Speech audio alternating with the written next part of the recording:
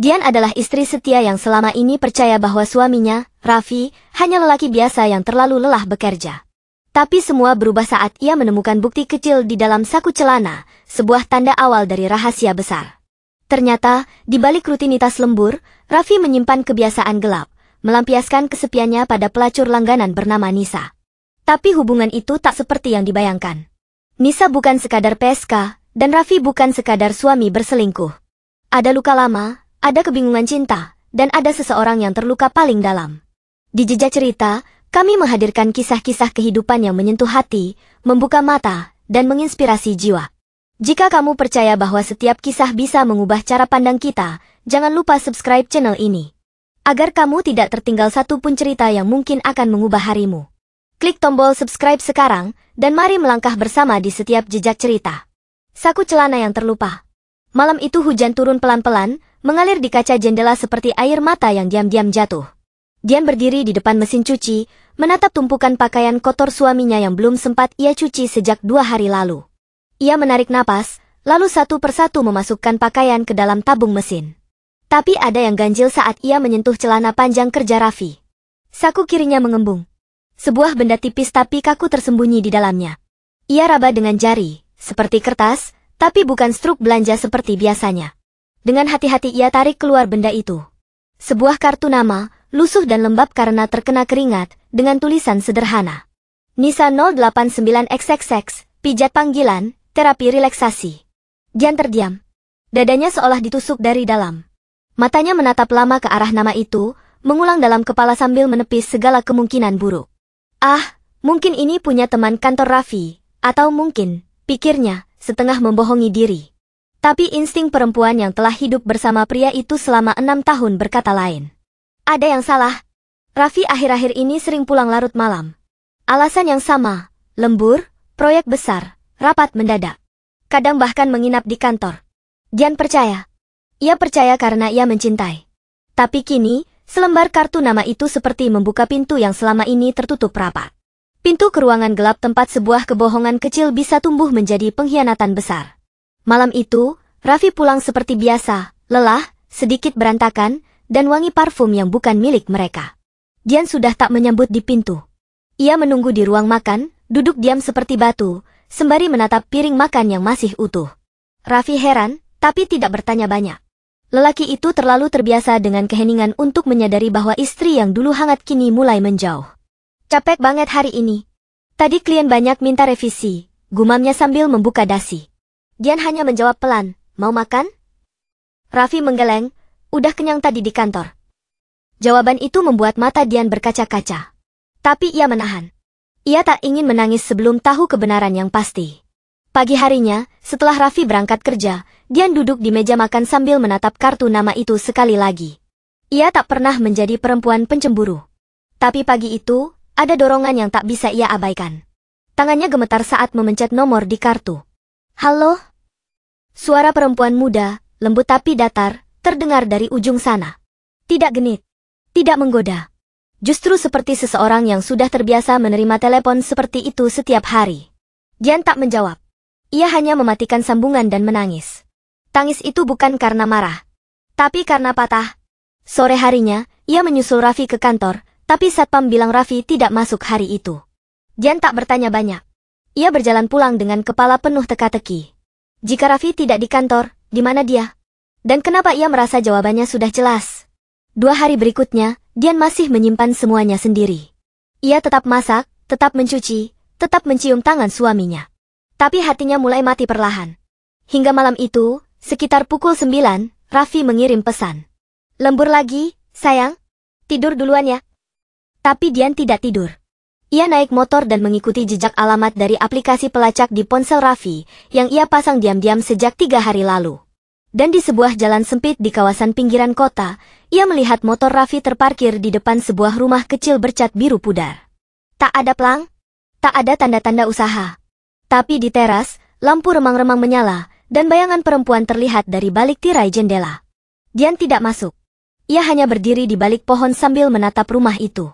Dan di sana, dari balik jendela, ia melihat suaminya, duduk bersama seorang perempuan muda, rambut panjang tergerai, wajah lelah namun cantik.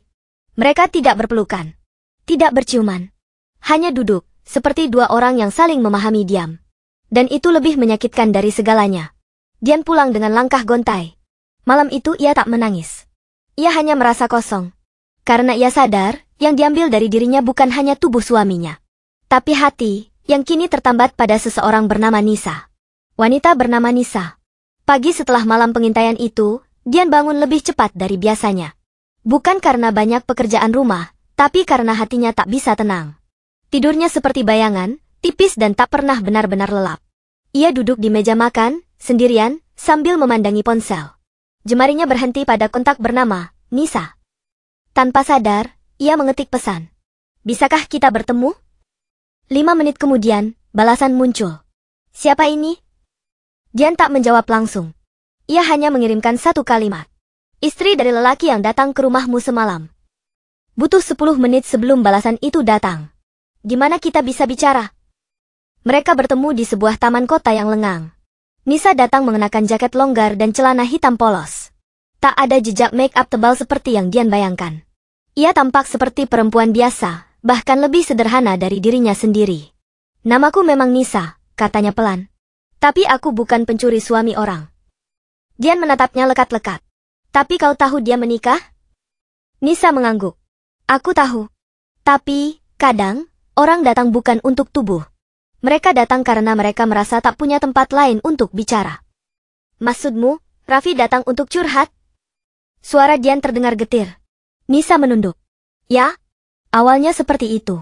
Dia cerita tentang pekerjaan, tentang keluarganya, tentang kamu. Aku tahu tempatku. Tapi manusia itu lemah. Ada diam panjang di antara mereka. Lalu Nisa menambahkan, aku tak pernah ingin merebut. Aku pun tak ingin dicintai oleh lelaki yang bukan milikku. Dian pulang dari pertemuan itu dengan hati yang lebih kacau. Ia berharap bisa membenci, tapi nyatanya ia malah bingung. Nisa tidak tampak seperti perusak rumah tangga. Ia justru terlihat seperti perempuan yang sama terluka, sama sendirinya. Yang membuatnya paling sakit adalah kenyataan bahwa suaminya merasa lebih nyaman bicara dengan orang asing daripada dengan dirinya sendiri. Lelaki dan lubang kosong. Raffi mulai merasa perubahan dalam rumahnya. Dian lebih banyak diam. Makan malam menjadi sunyi. Tak ada lagi ciuman di dahi saat berangkat kerja. Ia sadar, tapi tak cukup berani bertanya. Sampai suatu malam, ketika ia pulang lebih awal, ia mendapati meja makan kosong. Tak ada hidangan, tak ada Dian. Ia mencarinya ke kamar, dan di sana istrinya duduk di ranjang dengan satu benda di tangan, kartu nama itu. Kau jatuh cinta padanya? Tanya Dian tanpa menatap. Raffi tercekat. Enggak, aku hanya. Karena aku tahu. Aku tahu kau menghabiskan malam bersamanya. Aku bahkan bertemu dia. Raffi menutup wajah. Dadanya sesak. Bukan karena ketahuan, tapi karena rasa bersalah yang selama ini ia tekan, kini menyeruak keluar seperti banjir di bendungan jebol. Aku kosong, Dian, katanya. Aku pulang setiap malam ke rumah ini, tapi aku merasa tidak hidup. Dan saat aku bicara dengan dia, aku merasa didengar. Aku merasa jadi manusia. Dan aku? Tanya Dian, suaranya pecah. Apa aku tak cukup untuk mendengar lelahmu? Raffi tak bisa jawab. Karena dalam hatinya, ia tahu, ia yang memilih diam. Ia yang membiarkan jarak tumbuh. Luka yang tak tertutup. Beberapa hari kemudian, Dian mengemasi barang-barangnya. Ia tak membawa banyak. Hanya pakaian seperlunya dan dokumen penting. Rumah itu bukan lagi tempat ia merasa dihargai. Raffi melihat koper itu dan langsung panik. Mau kemana? Tanyanya terbata. Ke rumah ibuku. Untuk menenangkan diri. Aku bisa jelaskan. Aku tak butuh penjelasan, potong Dian. Aku butuh waktu untuk tidak merasa seperti boneka di rumah sendiri. Raffi hanya berdiri. Diam. Matanya kosong. Ia kehilangan kata-kata, seperti anak kecil yang baru saja kehilangan mainan paling berharganya karena kecerobohannya sendiri. Dian pergi. Dan Raffi dibiarkan sendiri dengan keheningan yang dulu ia cari, kini berubah menjadi sunyi yang menyiksa. Di tempat lain, Nisa juga mulai merasa terhukum oleh keterlibatannya. Ia menghindari pesan-pesan dari Raffi. Ia berhenti membuka rumah malam-malam. Ia bahkan mulai mencari kerja lain, walau susah. Karena untuk pertama kalinya dalam hidupnya, ia merasa muak menjadi alasan kehancuran orang lain. Kesalahan yang diakui. 2 minggu berlalu. Raffi hidup seperti hantu. Ia tak bisa kerja, tak bisa makan normal. Rumahnya seperti museum, penuh kenangan, tapi kosong dari kehidupan. Akhirnya ia menghubungi Dian, minta bertemu. Mereka bertemu di tempat pertama kali mereka pacaran dulu, warung mie kecil dekat kampus. Maaf, kata Raffi sambil menunduk. Untuk apa? Tanya Dian. Untuk membuatmu merasa tidak cukup. Untuk mencari pelarian, bukan perbaikan. Untuk membohongi diriku sendiri. Dian terdiam lama. Lalu ia berkata pelan, kalau aku tak pulang, apa kau tetap akan ke rumah itu? Raffi tak bisa menjawab. Dan itu sudah cukup menjadi jawaban. Di hari yang sama, Raffi mengunjungi Nisa. Ia hanya ingin bicara sekali lagi. Bukan untuk cinta. Tapi untuk melepaskan. Aku salah, katanya pada Nisa. Kau bukan obat. Kau hanya cermin dari lubang yang kubuat sendiri. Nisa tersenyum pahit. Kau bukan lelaki pertama yang bilang itu. Tapi mungkin kau yang paling jujur. Mereka berpisah dengan tenang. Tanpa pelukan. Tanpa janji. Hanya ucapan terima kasih dan permintaan maaf dari dua orang yang sama-sama lelah. Pulang yang baru. Dian belum langsung kembali ke rumah. Tapi ia perlahan membuka komunikasi. Telepon sekali seminggu. Lalu obrolan lewat video call. Lalu, suatu sore, ia datang untuk mengambil beberapa barang dan duduk di ruang tamu lebih lama dari yang direncanakan. Waktu terus berjalan. Luka tak hilang, tapi mulai sembuh. Raffi mulai belajar bicara. Ia ikut konseling. Ia berhenti mencari pelarian. Ia belajar menjadi suami yang hadir, bukan sekadar ada. Dan Dian mulai membuka hati, bukan untuk memaafkan semuanya sekaligus, tapi untuk memulai kembali dari percakapan, dari mendengar, dari dipeluk bukan hanya di malam sepi. Suatu malam, Raffi berkata, kalau kamu mau, kita bisa jatuh cinta lagi. Tapi kali ini, kita saling jujur sejak awal. Dian tersenyum. Tapi aku yang memilih tempat jatuhnya. Mereka tertawa kecil. Tak lagi seperti pasangan sempurna. Tapi seperti dua manusia yang saling belajar memeluk luka satu sama lain. Dan dari sana, perjalanan baru dimulai. Terima kasih telah menelusuri kisah ini bersama kami. Sebelum video ini berakhir, kami ucapkan terima kasih untuk kamu yang sudah menonton sampai akhir. Jangan lupa klik subscribe, nyalakan lonceng notifikasi, dan bagikan video ini jika pemberitaan kisah ini layak didengar banyak orang.